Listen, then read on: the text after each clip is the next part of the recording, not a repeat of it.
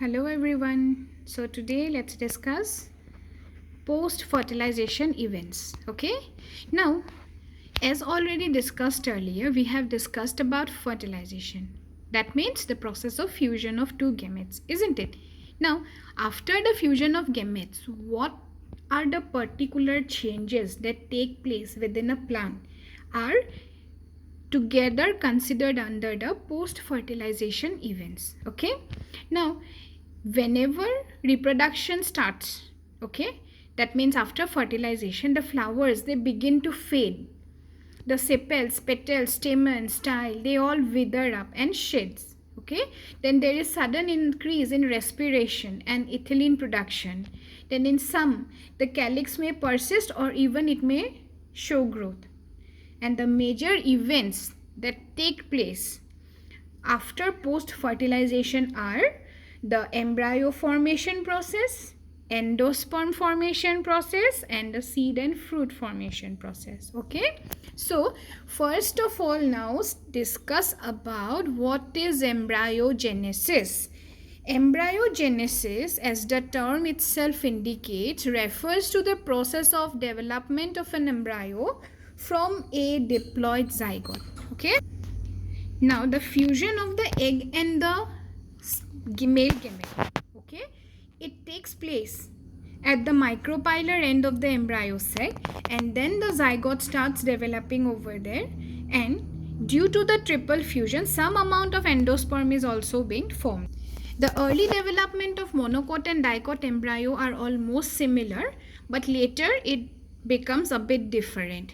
And the embryo development is meroblastic. That means it takes place from a part of the zygote. And endoscopic. That is towards the interior due to the presence of the suspensor. Now, first of all, the early embryonal stages, they has an axial symmetry or globular form, which is called the proembryo, which possesses globular form to heart-shaped structure, and then it matures into a embryo.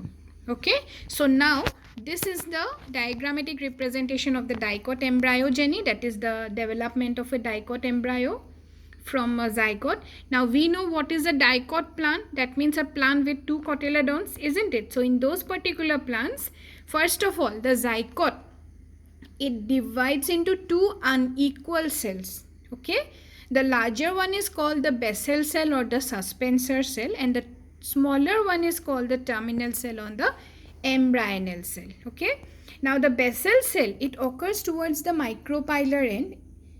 It enlarges and undergoes transverse division, okay, to form a 6 to 10 cell filament, which is called the suspensor. Now you can see that the suspensor cell or the basal cell, it is undergoing only transverse division, and it is giving rise to the long suspensor. Now due to the formation of suspensor, the basal cell is also known as the suspensor cell.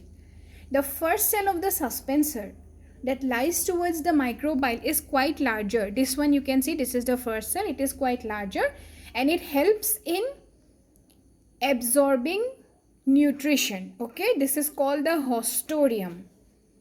And this suspensor altogether, it pushes the embryo deep into the food laden tissue, that is the endosperm, so that it can, these embryonal cells, they can absorb nutrition from the endosperm tissue. And the last tissue of the suspensor in contact with the embryonal cell, this you can see, this is called the hypophysis.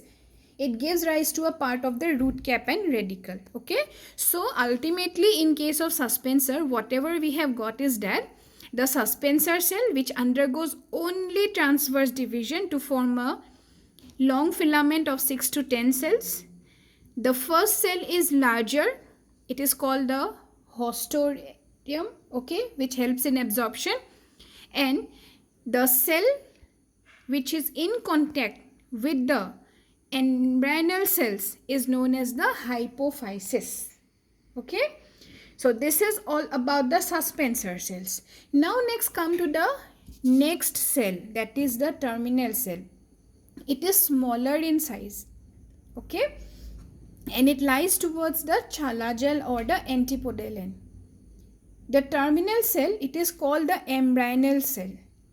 It undergoes one transverse division and then two vertical divisions to produce a two-tiered and 8-cell pro-embryonal embryo, epibasal and hypobasals. Okay, that means the initial part, this is called the pro-embryo part. Okay, this pro-embryo then differentiates into epibasal, that is the terminal part, and hypobasal, that is the near to the suspensor cells. The hypobasal cell, it produces the hypocotyle and a part of the radicle. Radicle, that means the shoot initiation. A root cap develops over the radicle or root tip. The outer tier give rise to the plumule, epicotyle and two cotyledons. Okay, this you can see it further develops and it give rise to the plumule and cotyledons. The other two tiers give rise, then the two embryo tiers undergo periclinal division forming the outer dermatogen. Dermatogen, that means which will form the epidermis. Okay. Then middle ground meristem and central procambium. So these are then gradually differentiated into different type of tissue layers. The protoderm forms the epidermis procambium and give rise to the stele or vascular strand. And the ground meristem, it produces the cortex and pith. The early embryo, which is called the proembryo, it gets transformed into a globular heart-shaped structure. Okay, gradually you can see it takes the heart-shaped structure. Here, the two cotyledons are differentiated from the sides with a faint plumule. Okay, this one ultimately you can see with a faint plumule in the center.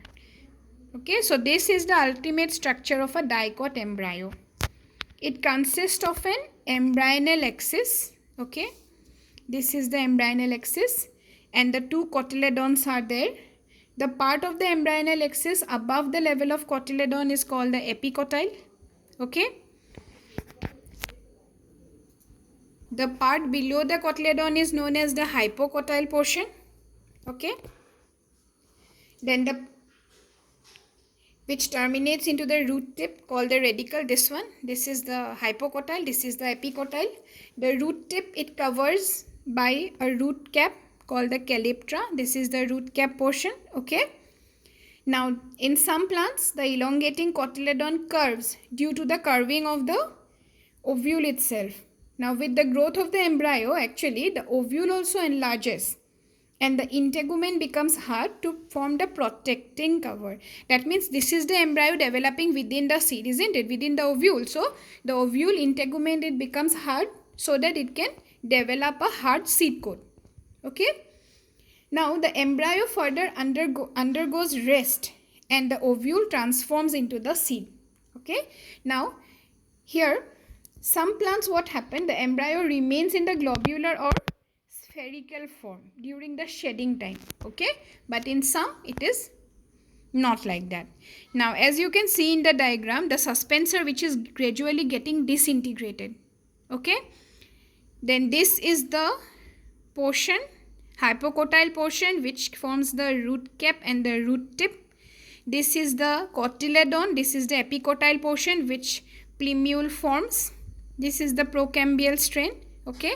So, when you are describing about the dicot embryo development, definitely you have to draw the structures, each and every structure, and mention the stages. Okay. Here zygote, two divisions, suspensor, embryo cell. Suspensor will always undergo transverse division. First cell, hostorium, last cell, hypophysis. Okay. Then it will help in absorbing nourishment. Embryonal cell, first transverse, then two longitudinal division. It will form a mass of embryonal cells which further get differentiated into dermatogen, ground meristem, procambium and radical portion. Okay. This ultimately divides, forming a heart-shaped structure. Here cotyledons are there. Plumule develops in the epicotyle portion, and in the hypocotyle portion the root cap and root tip portion develops. And gradually, when this embryo develops, the suspensor gradually disintegrates. Okay. As already mentioned, the initial stages of monocot and dicot embryo are almost similar. Now, as you can see, this is the oospore or the zygote. it enlarges and undergoes a transverse division into a suspensor or basal cell and a terminal or embryonal cell. The basal cell, it lies towards the micropylar end and it produces a large swollen vesicular suspensor cell, okay, which function as the hostorium. And the terminal cell, it divides by transverse division into two cells, okay. So here first division takes place in the terminal cell. Suspensor, it remains as it is, and the terminal cell, it just divides into two cells.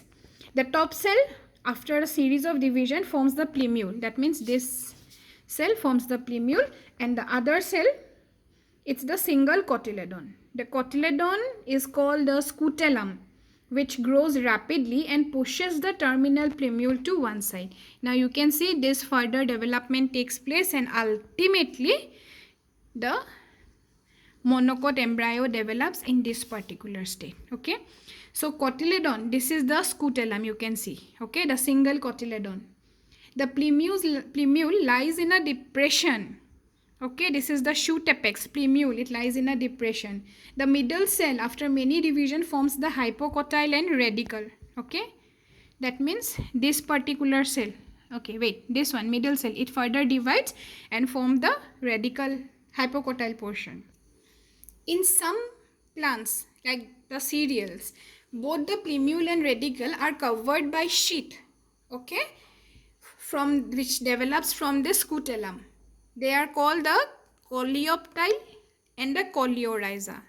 The coleoptile, it forms the sheath over the plumule, and coleorhiza forms a sheath over the root cap, okay. Now, as you can see in this diagram, the embryo of monocot, it has a single cotyledon, that is the scutellum. It is situated towards the lateral side of the embryonal axis, okay. The axis at its lower end has the radicle, this is the radical portion, and root cap enclosed by the coleorhiza. The part of the axis above the level of attachment of scutellum is the epicotyle. It has the shoot apex and few leaf primordia are present, okay, with the help of which leaves develop. These are enclosed within the coleoptile. This is a protective sheath. The epiblast represents the rudiments of secondary cotyledon, okay. So these are all about the monocot embryo, okay. So hope these two structures are clear to you, the dicot embryo and monocot embryo. Almost the stages are similar, but that means the first stage is similar, it develops transversely into two cells. But remember here, first the embryonal cell divides into two cells, okay. The middle cell will form the radical portion, and the terminal cell will develop the embryonal portion. And the suspensor, it undergoes transverse division to form a long suspensor so that it can push the developing embryo into the endosperm tissue, okay. So go through the video properly, stage by stage you have to write it, you have to understand it with the diagrams, okay. The diagrams are also important. So if you have any problem, then please let me know.